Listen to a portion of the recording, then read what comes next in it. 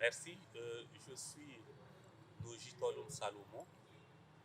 J'ai été président de ACAD Tchad de mai 2017 au 14 août 2021.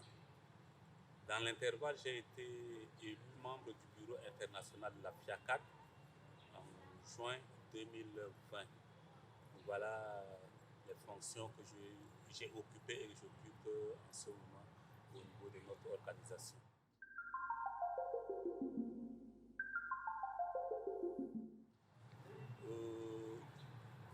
Au Tchad, nous avions connu une période de rétention.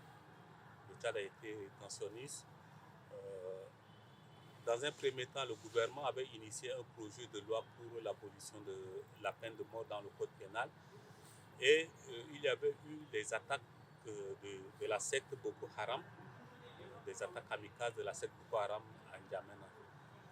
Donc, comme mesure prise par le pouvoir, ils ont voté rapidement une loi, la loi 34 portant répression des actes de terrorisme.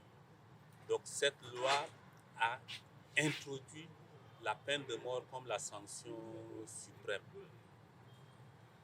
Parallèlement à ça, les députés ont adopté le nouveau code pénal tchadien qui a aboli la peine de mort pour tous les crimes.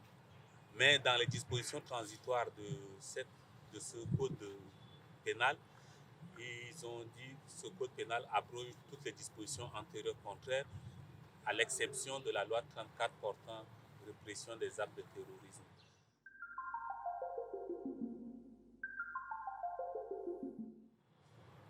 Voilà ce que nous avons pu faire pour le Tchad, et nous avions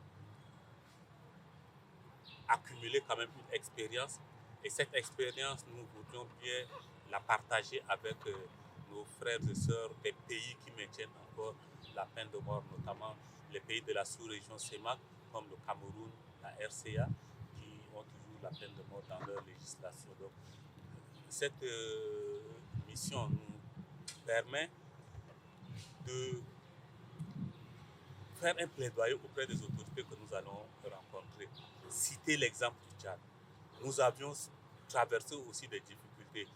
Il y avait non seulement les tensions politiques, les rébellions par-ci par-là, mais il y avait aussi les terroristes qui étaient là.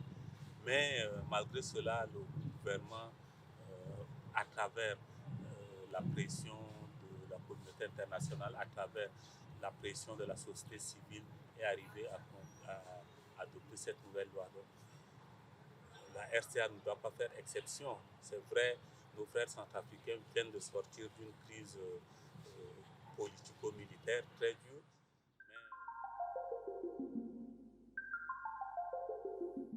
Mais maintenir la peine de mort n'est pas une solution, parce que la peine de mort ne dissuade pas. La peine de mort ne dissuade pas les éventuels criminels.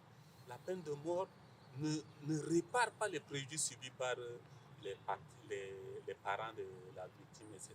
Donc, ce sont ces informations, ces nouvelles-là que nous allons porter à l'attention des plus hautes autorités centrafricaines pour qu'ils essayent de revoir leur position et abolir la peine de mort, s'inscrire sur la liste des États abolitionnistes. Nous sommes déjà une vingtaine d'États abolitionnistes. Il n'y a pas de raison que la République centrafricaine, qui a pris déjà des engagements, qui a ratifié certaines conventions, autres, traîne encore les pas en maintenant la peine de mort dans sa législation.